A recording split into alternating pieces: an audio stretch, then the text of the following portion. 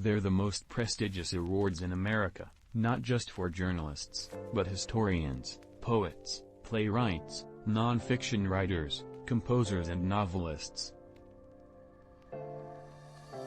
Novelist Joshua Cohen won his first fiction Pulitzer for the Netenyahus, an account of a minor and ultimately even negligible episode in the history of a very famous family.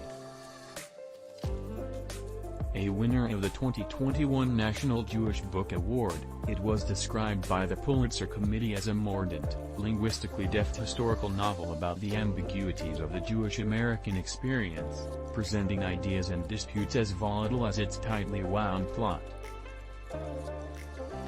In the category of drama, Ijames won for Fat Ham, a comedy earning rave reviews during the staging at the Wilma Theater in the playwrights' hometown of Philadelphia and opening soon at New York's Public Theater. It's based on a play you may have heard of, Hamlet, by William Shakespeare, but set at a southern barbecue restaurant. In a review last year, the New York Times described Fat Ham as hilarious yet profound, adding it is the rare takeoff that actually takes off, and then flies in its own smart direction. The Pulitzer for nonfiction went to Andrea Elliott for Invisible Child, Poverty, Survival and Hope in an American. The invisible child of the title is Dasani Coates, wrote NPR critic Erika Taylor in her review of the book last year.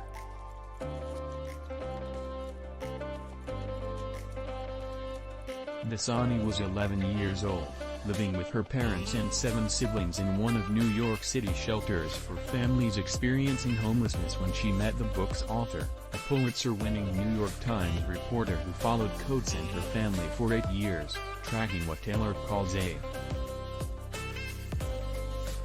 Ferrer wrote Cube, An American History, described by the Pulitzer Committee as original and compelling, spanning 5 centuries, of the island that became an obsession for many presidents and policy makers. And Nicole Eustace authored Covered with Night, a story of murder and indigenous justice in early America.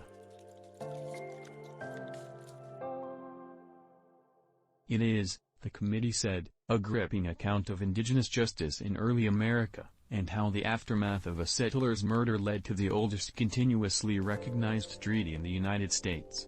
Diane Seuss won the Pulitzer in Poetry for Frank, Sonnets. The win racks up yet another win for small but mighty Greywolf Press, a Pulitzer powerhouse.